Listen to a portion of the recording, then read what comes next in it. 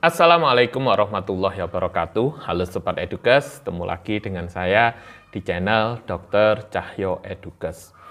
Sobat ya, selain hipoglikemi, ini kondisi gawat darurat pada penderita diabetes atau sebuah kondisi yang bisa mengancam nyawa bagi penderita diabetes. Ini bisa juga disebabkan karena kadar gula darah yang tinggi atau disebut sebagai hiperglikemi.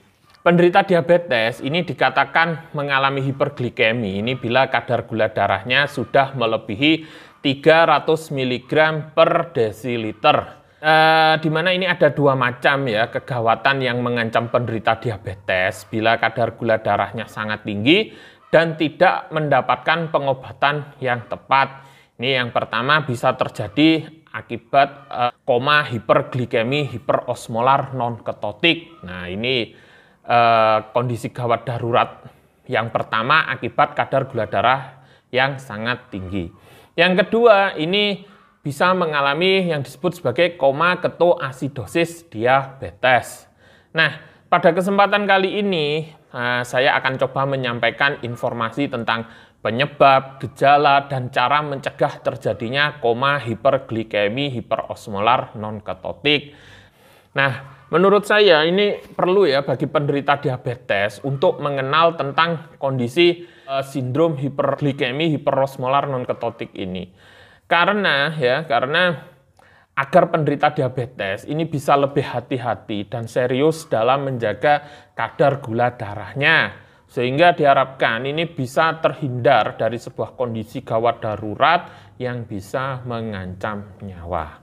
Sobat, ini sindrom hiperglikemi hiperosmolar non-ketotik ini adalah suatu kondisi yang terjadi ketika kadar gula darah di dalam tubuh penderita diabetes meningkat terlalu tinggi hingga jauh melebihi batas normal. Saat mengalami kondisi ini, seorang penderita diabetes ini dapat mengalami peningkatan gula darah yang sangat drastis ya, hingga kadang bisa mencapai lebih dari 600 mg per desiliter. Nah, kadar gula darah yang meningkat drastis akibat sindrom hiperglikemi hiperosmolar ini tadi, ini akan membuat tubuh penderita banyak membuang cairan melalui urin ya untuk mengeluarkan gula darah yang jumlahnya terlalu tinggi ya.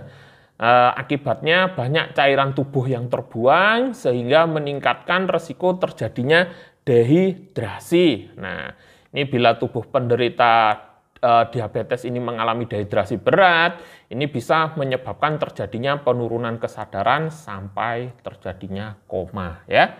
Kesimpulannya ini koma hiperosmolar hiperglikemik non-ketotik ya, ini adalah suatu sindrom yang ditandai dengan terjadinya hiperglikemi yang berat, jadi kadar gula darah yang meningkat yang sangat tinggi tadi.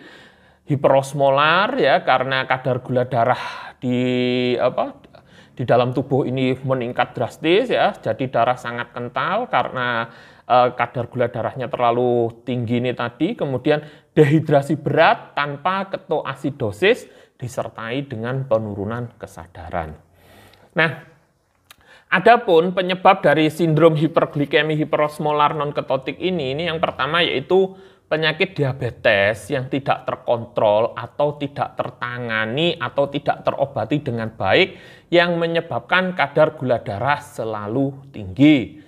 Nah, ini penyebab yang pertama. Jadi Anda harus hati-hati bagi yang tidak disiplin ya mengkonsumsi obat dari dokter atau Anda tidak mau sama sekali mengkonsumsi obat diabetes dari dokter. Kemudian yang nomor dua, biasanya terjadi penderita diabetes yang sudah berusia di atas 65 tahun, jadi akibat usia tua.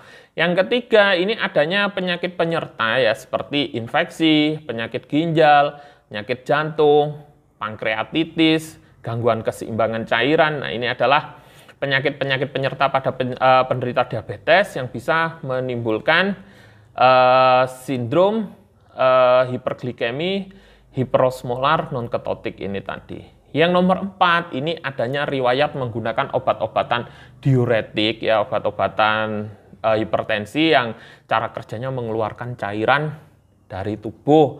Nah, ini contohnya misalkan thiazid, furosemid, Kemudian bisa juga menggunakan obat digitalis ya, biasanya digunakan sebagai obat jantung, kemudian reserpin, steroid, klorpromazin, hidralazin, simetidin, dan haloperidol.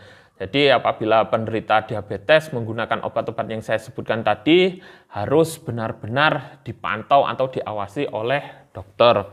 Nah, adapun ya gejala yang terjadi bila seseorang ini mengalami sindrom hiperglikemi hiperosmolar non-ketotik, ini yang pertama yaitu mengalami kehausan yang berat karena mengalami dehidrasi, sering buang air kecil karena tubuh berusaha mengeluarkan cairan sebanyak mungkin, kemudian gangguan penglihatan, badan terasa lemas, mengalami halusinasi, biasa mual-mual ya, mulut kering, kulit terasa hangat dan kering, mengalami demam, ya, kelemahan pada salah satu anggota gerak tubuh, mengalami linglung atau sering mengantuk, yang nomor 12 ini bisa mengalami pingsan atau kehilangan kesadaran. Nah, bila Anda seorang penderita diabetes dengan hasil cek kadar gula darah Anda di atas 300 mg per desiliter, disertai gejala di atas ya, gejala yang tadi yang saya sebutkan yang dari nomor 1 sampai 11 tanpa disertai pingsan dan kehilangan kesadaran ini tentunya, sebaiknya Anda segera periksa ke dokter terdekat ya. Kemudian bila hal ini terjadi pada keluarga Anda yang menderita diabetes disertai gejala yang nomor 12 yaitu adanya penurunan kesadaran ya, kemudian kadar gula darahnya sangat tinggi, sebaiknya ini harus segera dibawa ke UGD rumah sakit terdekat dari rumah Anda agar segera mendapat pertolongan. Ya, karena bila tidak segera mendapat pengobatan yang tepat, ini kondisi ini bisa menyebabkan penderitanya ini mengalami kehilangan nyawa. Nah, di sini ya, pencegahan terjadinya hiperglikemi hiperosmolar non-ketotik ini pada prinsipnya ini sama dengan pengelolaan penyakit diabetes ya. Jadi prinsipnya penderita diabetes ini harus rutin dan disiplin mengkonsumsi obat diabetes dari dokter ya, serta rutin memeriksakan diri ke dokter minimal 1 bulan sekali agar dokter ini bisa merencanakan terapi dan edukasi terbaik untuk penderita diabetes agar bisa tetap menjalani hidup dengan sehat seperti orang tanpa penyakit diabetes. Nah, jadi itu tadi yang perlu Anda ketahui tentang sindrom hiperglikemi hiperosmolar non-ketotik yang termasuk salah satu kegawat daruratan pada penderita diabetes. Ya, semoga informasi yang saya sampaikan ini bermanfaat bagi Anda dan keluarga Anda. Salam edukasi kesehatan. Wassalamualaikum warahmatullahi wabarakatuh.